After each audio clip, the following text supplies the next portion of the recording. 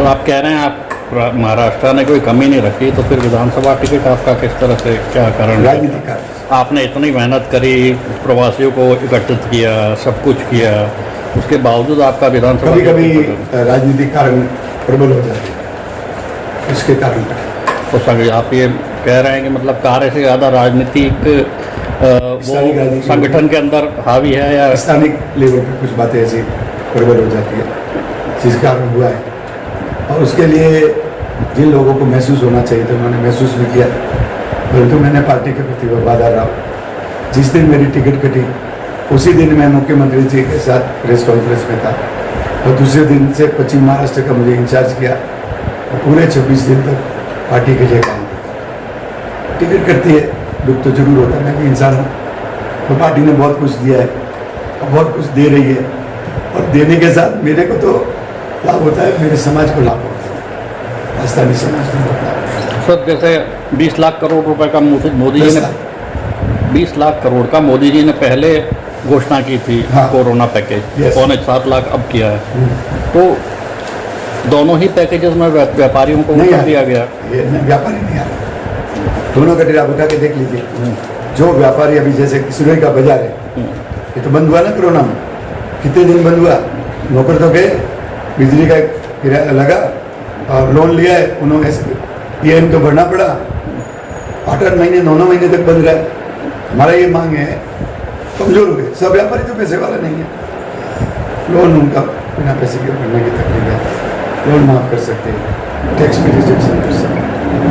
तो हमने बहुत सोच समझ के व्यापारियों के साथ बैठ करके 10 लाख करोड़ रुपये व्यापारी समाज को मिलना चाहिए, राहत मिलनी चाहिए, ऐसी मांग और कर रहे, और उसको उठा रहे।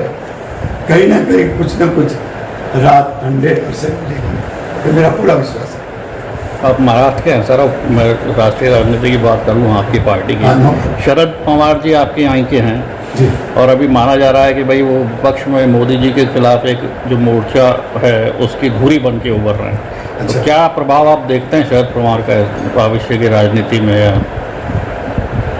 इसे शरद पवार जी और मैं 2 क्लबों में साथ में, वो प्रेसिडेंट है और मैं वाइस प्रेसिडेंट, करवारे क्लब क्रिकेट।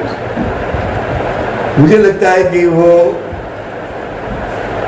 राजनीति को अंतिम क्षण में कैप्चर करने की कोशिश कर रहे हैं। मुझे नहीं लगता जो राजनीतिक स्वरूप है, जो काम करने के तरीके अखिलेश के अलग, मायावती जी के अलग, ममता जी के अलग, शिवसेना के अलग, जो अलग अलग राज्यों में अलग अलग पार्टियां जो है और रीजनल फोर्सेज हैं, उनके अपने काम होते हैं, अपने सेंटर से उनके इतने अलग संबंध रखने का तारीख है।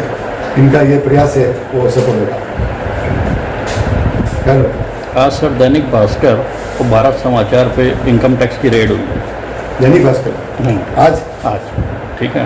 और रिपोर्टर्स विदाउट बॉर्डर का प्रेस फ्रीडम इंडेक्स है, उसमें जो रिपोर्ट्स आई है लगातार 2010 से लेकर 2020 तक भारत का फ्रीडम इंडेक्स लगातार गिरता जा रहा है। मोदी जी ने 2013 सितंबर में एक ट्वीट किया था मनमोहन सरकार के खिलाफ में कि फिलहाल CBI और इनकम टैक्स को छोड़कर सब जगह पे मनमोहन सरकार फेल हो गई है। तो वही स्थिति मोदी सरकार की बन गई है कि इस तरह से कार्रवाई हो रही है। प्रथम दृष्टि मैंने सवेरे से कोई पेपर पढ़े नहीं, न्यूज़ देखा नहीं, TV नहीं देखता, तो इतना बड़ा भास्कर जैसे पेपर पर कौन से डिपार्टमेंट के इनकम टैक्स भास्कर जैसे डिपार्टमेंट पे अगर रेड होती है तो कुछ न कुछ सोच समझ के, और उसमें मैं सोचता हूँ कि ये तो कह सकता हूँ कि अखबार के ऊपर रेड नहीं होनी चाहिए, as a right of freedom of press, परंतु क्या कारण है उसमें मैं बोलने के लिए उपयुक्त नहीं। तो ये आरोप लग रहे हैं कि जिस तरह से भास्कर ने या इन अखबारों ने यूपी इलेक्शन को देखते हुए जिस तरह से ये सारे मामले उठाए थे कोरोना के, उसको देखते हुए ये सब हो रही हैं, किस तरह कितना आप इसको मानते हैं? नहीं, मैं बोल रहा हूँ ना, राजनीति के जब तक किसी विषय को अपन देखे नहीं, उस विषय को समझे नहीं, और उसके बारे में बोलना मुझे लगता है कि उपयुक्त नहीं। सर अभी जैसे आपने बोला कि सोच समझ के की होगी, तो क्या सोच कर की होगी? ये नहीं, कुछ प्रूफ्स होंगे, कुछ इनकम टैक्स डिपार्टमेंट को कुछ इंफॉर्मेशन मिली होगी, तभी नहीं तो एक पेपर के ऊपर इनकम टैक्स रेट करने की हिम्मत नहीं करेगा बिना प्रूफ के, बिना जानकारी। नहीं, इससे पहले भी जैसे सिद्धार्थ वरदराजन पे एनडीटीवी पे हुई है, ईडी की रेड हुई है, क्विंट पे हुई है, तो क्या वहाँ पे भी तो सोचा होगा? तो फिर आप जो कह रहे हैं ना, ये लंबा प्रोसेस है, परंतु आज के समय, जिस समय एक अच्छा वर्तमान पेपर, मराठी में वर्तमान पेपर, एक न्यूज़ पेपर पे अगर रेड हुई है तो जिसने भी की है उसने कुछ न कुछ उसमें देखा होगा या मिला होगा तब की है। इसलिए न तो मैं कोई इनकम टैक्स को प्रोटेक्ट कर रहा हूँ और ना मेरी ड्यूटी है, और न मैं भास्कर के बारे में कुछ आज की तारीख में बोलने के लिए जिन्हें वोट नहीं कर रहा हूँ इसके। सर क्या सरकार की खामियों को बताने के बाद इस तरीके की रेट मायने रखती है? वही राजस्थान सरकार के बारे में भी भास्कर ने इंजेक्शंस को लेकर मुद्दा उठाया था, लेकिन आज कांग्रेस बोल रही है कि इस रेट पूर्णतः गलत है, उसको लेकर आपको क्या कहना है? वही तो बताओ कि किन कारणों से रेड हुई है, जब तक वो कारण पता नहीं चले तब तक बताना उपयुक्त नहीं, मेरा बोलना ठीक नहीं है।